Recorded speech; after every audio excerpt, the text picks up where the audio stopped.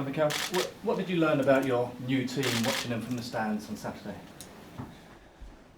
I think that we have a really good team, that there are a lot of things to improve, but at least the two things that I demanded from them, they were done. So they committed to something and they did it, so it was a good starting point. And you've had a couple of training sessions with them now. What have you been working on? What's your priority? Well, yesterday's session, it was for the players that weren't very involved in the game, so we couldn't do much with them, but we used the time to start implementing some ideas that I want to bring to the team straight away, and some behaviors that they're going to be important to help us achieve what we want to do.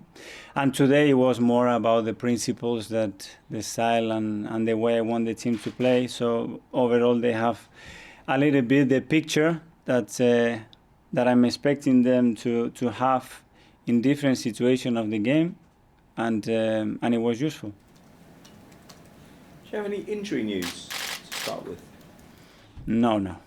Nothing new, no? No. Fine. You talked in your press conference last week about trying to increase the energy levels in your team. Did you see a change in that area at Everton? I did it. I think we are much more committed. I think we had a different kind of aggression every time we lose the ball.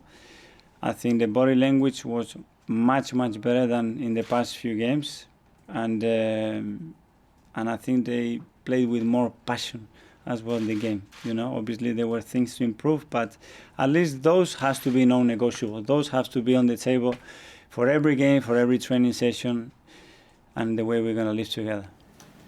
Freddie Ljungberg said after the Everton game that he's been offered a role to stay on here. He was going to meet with you as well. You said you were going to meet with him. Can you give us an update with what happened there and also the makeup of your backroom team? I spoke to Freddie after the game. I told them that my idea is the people that I wanted to bring to form my coaching staff, the roles or responsibilities of each of them.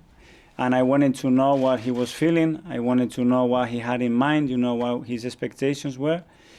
And we talked, and we made a decision that the best thing to carry on was for him to stay with us. I think he can be very valuable. I think he knows the players, he knows the situation, he knows the history on where are we coming from, and as well his knowledge on the game is going to only help us to be better.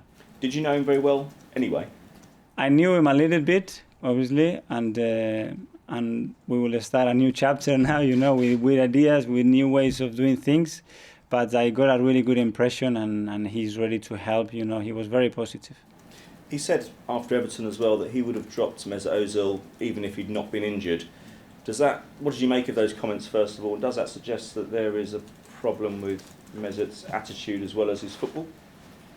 I don't know, it's a question for him. I just wanted him to make the decision on the day to pick the best possible lineup to win against Everton, and my job started just straight after the game to try to pick the players up, first of all, mentally, and put him all the time in the work frame that I want, and with me they have a clean sheet. I told them, I'm not expecting, and you're not going to be judged on things that you've done in the past, whether they are negative or positive. This is evolving every day, and I'm expecting you to perform and be in the right mindset every single day for me. And if you do that, you will have a chance to play. If you don't, you won't. Just looking at the games so far, before you arrived, obviously you've dropped points against Brighton, Norwich, Southampton, Watford, Sheffield United, Crystal Palace. There's a lot of games against teams, mostly in the lower half, that you've dropped points against. Does that mean that for the trip to Bournemouth, you'll possibly be looking at the mentality of the team? Is this a chance to assess that at this early stage? Yes, we will try to put the most competitive team against that team. We know how tricky that stadium is and how complicated they're going to make it for us. But we have to be ready. We analyze the opponents, and we have to try to nullify them as much as possible and make, as I said before, as predictable as possible for us, so when the players jump in that pitch, they know exactly what they're facing. You mentioned last week as well that you've not really discussed the transfer market at that stage. Have you had a chance to discuss with the hierarchy here at the club about what you're going to do in January? Because it's very near, it's only a few days away now. Yeah, but we had many other conversations. Now is so much going on in the last 48 hours. But yeah, we have a meeting in place very soon. We have some ideas, but we have to put them together. Just finally, for me, I just wanted your reaction to what was happening yesterday at Chelsea. Do you think it takes us closer to that depressing point where players are going to have to remove themselves from the field of play, or even clubs are going to be docked points or fined points for racist incidents among their fans? I think if that continues, obviously at some stage, another type of reaction will be needed. You know, we have some protocols at the moment of how we have to behave towards it, but the message to drive that out and to be strong with it, you know, it has to be even stronger after what happened yesterday. Mikel, hi. I'm Alison Benton from Premier League. Just first of all, how does it feel being back here in a different capacity? Have you had a chance to enjoy it? Absolutely. You know, it's an incredible opportunity. There is so much work to do.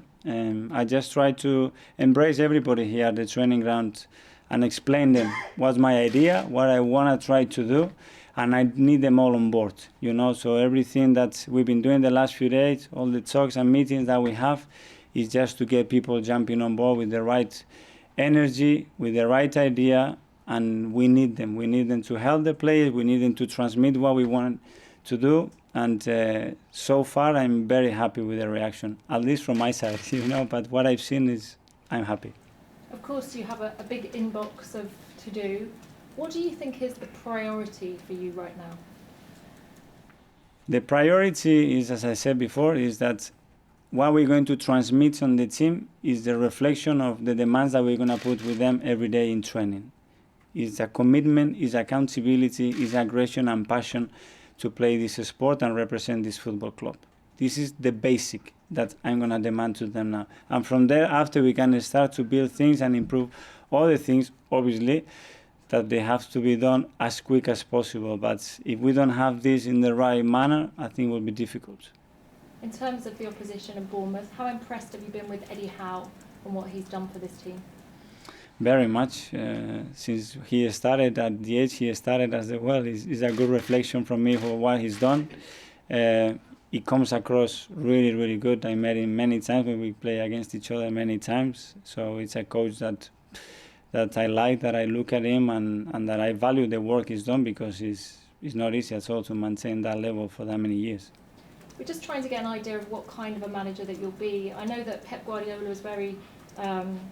he had a lot of preparation, a lot of tactics, took players into his room and did lots of laptop sessions. Is that the kind of person you are? Yes. And I wonder how much of an influence you are. And a lot of people say that you haven't got any experience as a number one, but how much do you think that you did at Manchester City as a number two? I helped as much as I could, you know, to put that into figures. It's not something I would like to do, but I gave everything I had to try to improve the club, the organization, and the players, and to create the right environment and give the solutions to the players to feel more secure when they were jumping, then to know exactly what I wanted to do. Give guidance, give help to Pep, avoid him as many problems as I could, you know, jumping into his door. That was one of the biggest challenges as well, and enjoy the profession.